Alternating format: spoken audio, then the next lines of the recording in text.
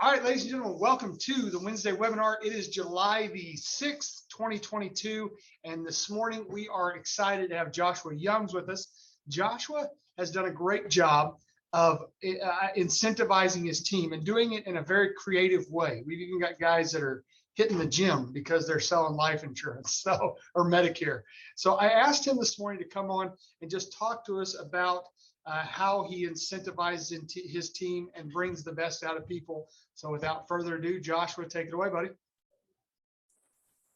Good morning. Thank you, Dallas. Good to see you guys. I cannot wait for 8%, and I can't wait for the Ultimate Agent. I'm really excited about all that. So hopefully everybody is on the hype train with everybody.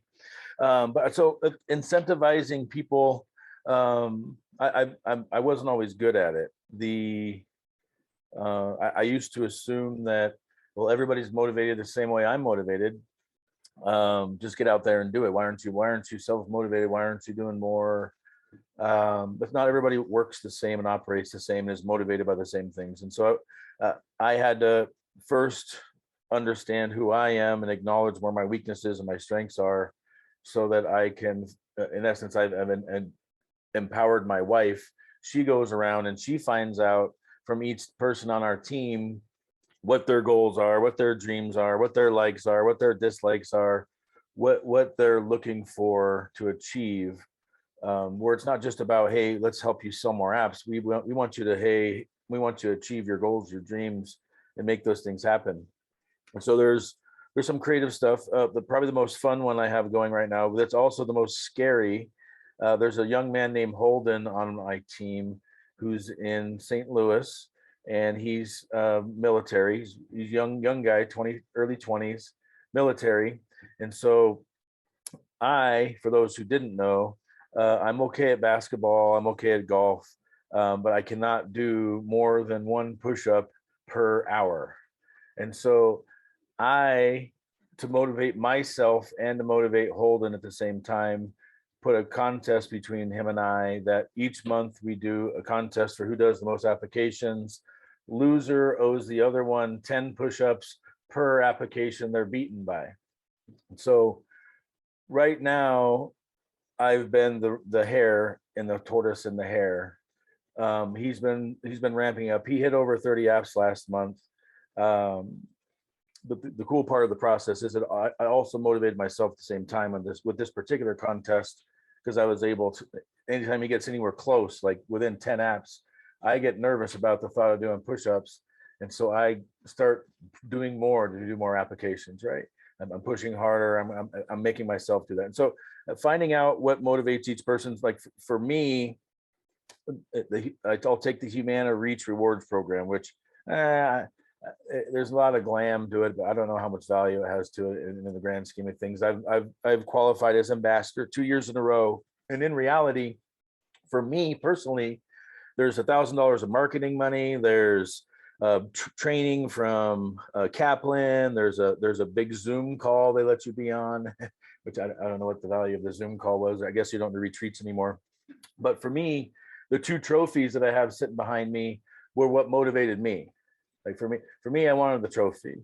That the money's fun, the trips are good, all that. But some other people are motivated by, I just want cash. I just want the bonuses. And so when a life insurance or a med sub company comes out with an application bonus, they're targeting a certain person that's motivated by that bonus to sell more of their apps. Trips. Why do companies offer trips? Why do organizations do trips? Well, some people are motivated by that, but that's the fun, that's the motivation, that's the release, that's the reward at the end of the work. And some are just looking for fun. And for me, I have to give credit where credit's due. Going to SWAT and being exposed to SWAT at Main Event a year ago, and then going to SWAT last year and going again to SWAT this year, understanding the colors or having some kind of system to identify different personality types goes a long way towards motivating and incentivizing your agents. Another fun thing that I do, I call it the lead game. And so basically I do lead drops periodically. And during those lead drops, when the leads start coming in, after the LOAs and whatnot get theirs, there's always some left. And what I'll do with the ones that are ready to give to somebody is I'll do an impromptu Zoom call, see who's ready and willing to jump in. And then we do, in essence, the same wheel that they spin for a prize on the Monday morning meetings for SIG are the same wheel that we use to put everybody's name into a hat to see who either gets a lead or gets a opportunity to answer a trivia question. Or so you try to create contests and try to create a fun environment, because not everybody's motivated by the same thing. And so that was probably my biggest lesson that I learned in the last year and a half, is finding out what really motivates each person on your team. And if it's just you on your team, what motivates you? Because if it's you're the one person show and then you're comfortable with that, that's okay. But you're gonna have to be the motivator too, or you're gonna have to have someone else in your life, your friend, your family, your spouse, whoever it's going to be, to hold you accountable to whatever your goals are. Because it's easy in this business, by the nature of how things work with residual income, even if you have like moderate success, if you do it long enough, you'll build up a really strong residual income. And the problem with the strong residual income is it gets easier and easier to take more days off and do more leisure and do more fun, which is okay. That's part of the game. But if you're trying to push to the next level and you're trying to do those things, then you're going to need some kind of motivator inside. And so incentivizing yourself, if you are the team, or your team, if you have a team, like I said, for me, it's really come down to taking the time to get to know each agent on a deeper level, to understand what the goals are, what the dreams are. Lori on our team has a massive goal of she's bought this land in the mountains and she wants to build a cabin on it. And so we've gone through on a whiteboard and we've created, okay, because in your mind, it's fun, you guys, it's fun to have a dream like that, right? But that's, if you didn't know, that's a very, very vague dream. I want a cabin in the woods. You have to get down to business and figure out, okay, how much money is it going to cost for the concrete? How much money is it going to cost for the logs I need to drag up there? How much money is it going to cost to put this thing together? How much, to find out how much is it going to cost? How much does this dream cost really? So that you can break the numbers down to how many applications do I have to write? How many people do I have to help? How much time do I have to put in till I get to my goal? And that's really the easiest part of hitting a big goal, is breaking it down into more manageable pieces, more manageable chunks. If anyone's watched somebody go into one of those restaurants that has like eat the 20-pound burrito and it's free thing, they go into it and they do it in a process. But it's a tedious and it's a methodical process. And that's really what you want to do with incentivization, is have stuff that fits into each person's preferences potentially. So you want to have trophies, you want to have money if legal. Obviously on Medicare Advantage and prescription drug plans, you can't give cash bonuses for that type of stuff. But you can create like a point system and have them earn points into the grand prize thing, and have different stuff in there. I think it was one of the most creative things. We can't do it in the Medicare realm, but how they used a Tesla to incentivize and get people to enroll for under 65. I've seen I've heard of TVs being given away, but to use a car to go all in with a $100,000 car, that's a pretty big give, but it's more than paid itself back. And so with incentivization, whether it's a client, like for me, I guess I take it for granted on some levels. This year, it's pretty close to without fail. I keep track of the numbers once a month, but this year we're averaging 4 referrals into my office every single day, whether it's a walk-in, whether it's a phone call, whether it's something. We have four new clients coming in, setting an appointment every single day. And that's accumulation of a lot of things. And one thing that I've started to do now is every week my assistant brings me a list of everybody who's referred somebody that week. And then now we're sending, if you didn't know, you have up to $75 a year of thank you money, in essence, to your client. And so you can send out a thank you gift as long as it's less than $15. You can send out a thank you gift to your client. And there's been some further clarification on what's convertible to cash. And so you can't do like a Visa gift card, but you could do like a Shell gas gift card. You can't do a American Express cash card, but you can do like a Home Depot if it's very specific. And you can go ahead, if you haven't done AHIP yet, it's in there. So you can do those kind of things. I don't think you need to do a gift card.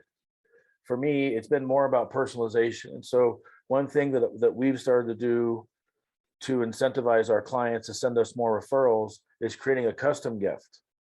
In essence, if you find out in the process they love golf, then send them some golf balls. If you find out they love gardening, send them some flower seeds. If you find out they like whatever it is, try to find a creative avenue to incentivize that person. Same thing with each one of your agents. You'll find out what they do like to do, find out what they're trying to accomplish in life, find out what they have fun with. And with those things, you're able to put together a combination of packages that's cost effective for you, motivational for them. So it really becomes a win-win-win-win when you do it correctly, because you're motivating the people that you want to motivate. They're getting more business done, making more money, making them more successful, which creates more momentum. At the same time, other people are making more money, other people are getting closer to a trip, other people are having more fun. Some people just like the competition, like to have somebody to compete with. For me, that's really where it's at. For me, is competition drives my motivation. It really pushes me when I don't want to work. It pushes me when I don't want to make the phone calls, when I don't want to go to the airport and travel. There's moving parts to incentivization, but to me, it's in the eye of the beholder.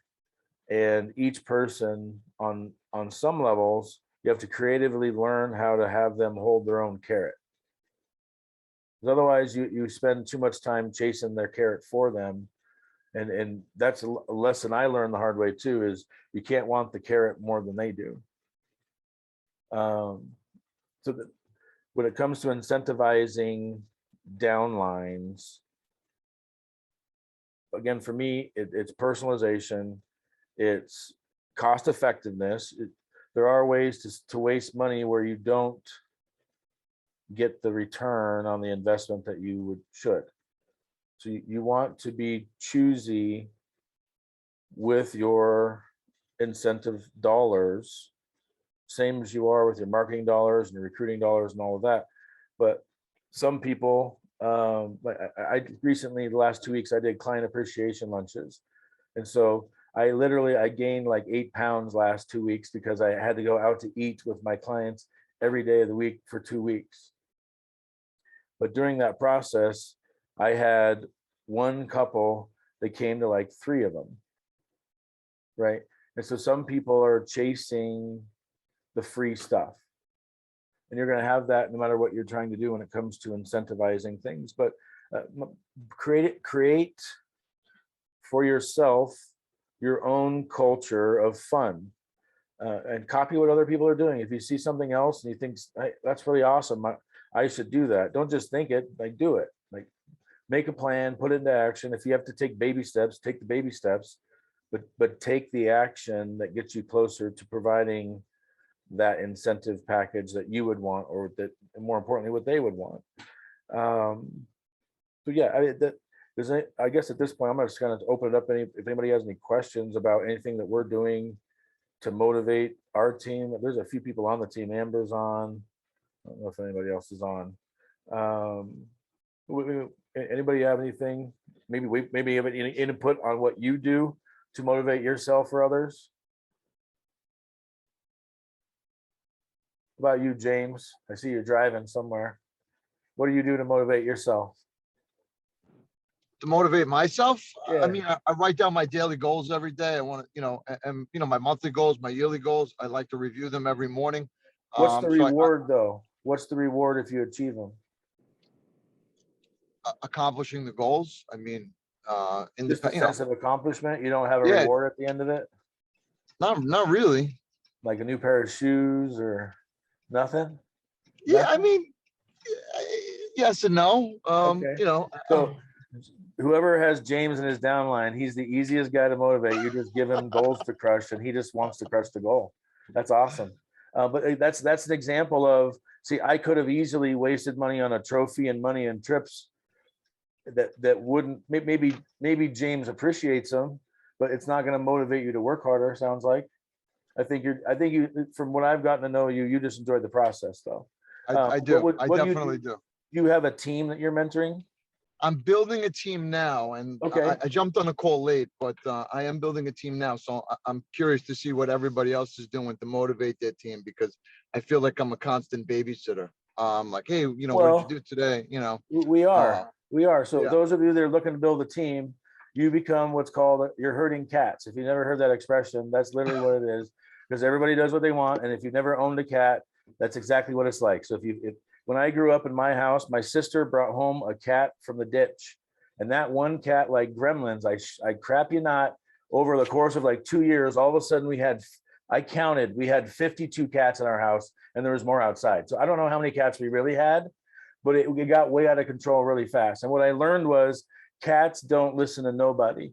And now that I've mentored agents and helped agents, it's the same thing. Really, at the end of the day, since we all own our own business, we don't really listen to anybody at the end of the day, unless we really respect them to the level, or unless someone's figured out the code of how to motivate us. So as an example, with Holden, to motivate him to write more applications than he's ever written, which he's done 2 months in a row now. He's already at like 5 or 6 apps this month, so I've got to really get caught up to him. For him, it was really motivating him with the idea of the trophy. And so we had this trophy going around our team. And for the first couple of months, for me, I tried to water down the situation, and I took myself and I took Tyler, which is the number 1 and 2 people on our team, out of the equation for competition. And so it was just between everybody else. And so the trophy passed hands a few times over the course of a few months. And then I was sitting there thinking one day, and I go, what am I doing? I'm giving them a small pond to be a big fish in, and that doesn't help people grow to be bigger fish. And so I immediately stopped that. And the last month and this month, it's been my trophy. It's sitting on my bookcase in the office and waiting for someone to take it from me, like the hard way. So it's created a situation instantly where Holden, in the combination with push-ups, again, the push-up thing secretly was for me, because for me, I'll go to great lengths not to do a push-up, very, very great lengths.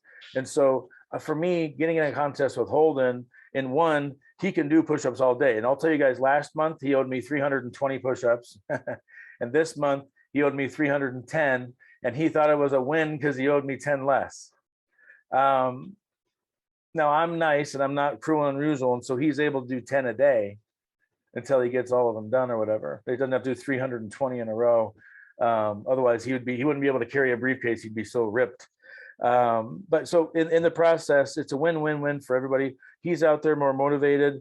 I'm more motivated because every time I see him post that he's writing an application, mentally it does something to me, and I think of the push-ups I don't want to do. And so in sales and in life, every decision we make is based to avoid pain and increase pleasure.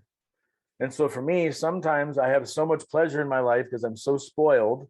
If you guys really saw how spoiled I am, some of you would gag at me. I don't do any housework. I don't do anything. My laundry is always done. The food's always done.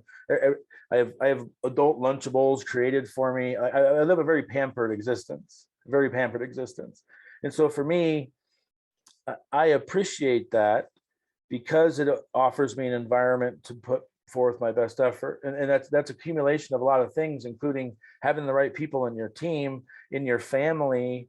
All that everybody has to pull on the same rope if you want to achieve what you're trying to achieve. But motivating yourself and motivating others, to me, comes down to figuring out what makes someone tick. So for me, competition, basically you put me in a competition, my brain can't help it. My prey drive is instilled. Thanks, Coach Burt, for the phrase.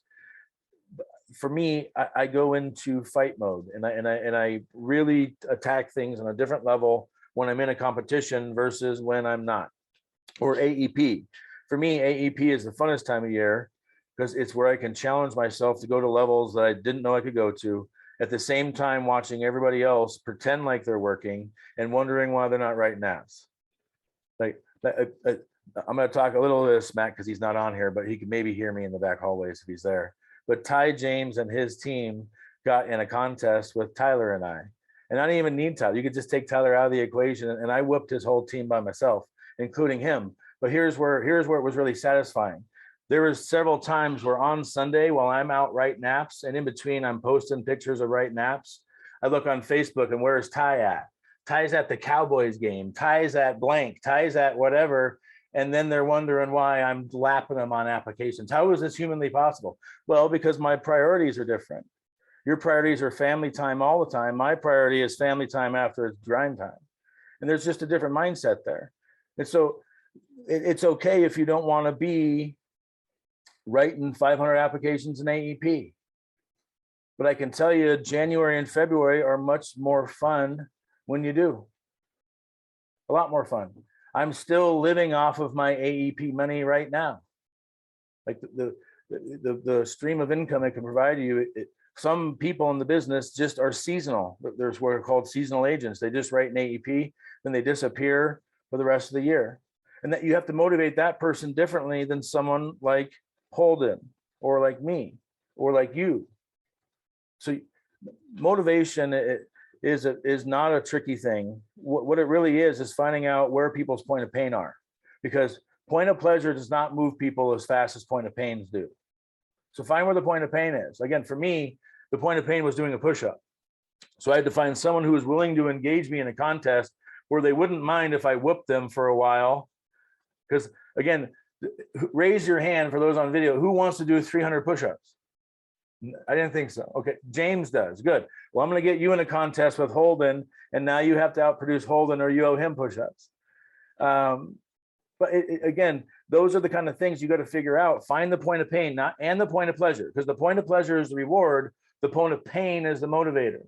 So you got to find out what embarrasses the most, what makes them want to do something the most, who are they most afraid to let down. You got to figure out the deep, dark fears and the goals and dreams, because it's the deep, dark fears that are going to motivate them more.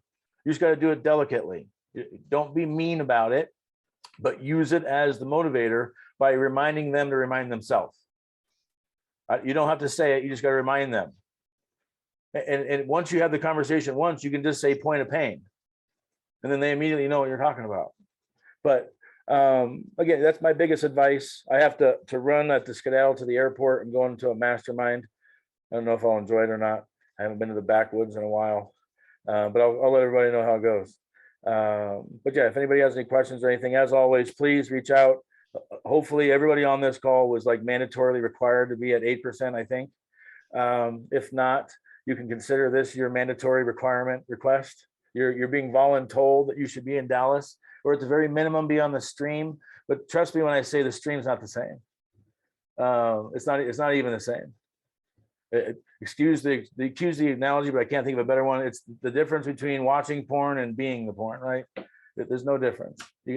Being there in person's the thing. You got to do it. You got to be there. So I hope to see everybody. I'm going to blow it up from stage. I have a lot of exciting stuff planned. And everybody, if you haven't, get ready to watch The Ultimate Agent. I'm really excited about it too.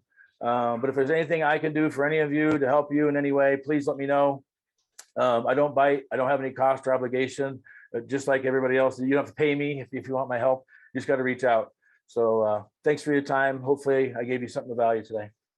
Joshua, thank you, buddy. Very good job. Appreciate you as always.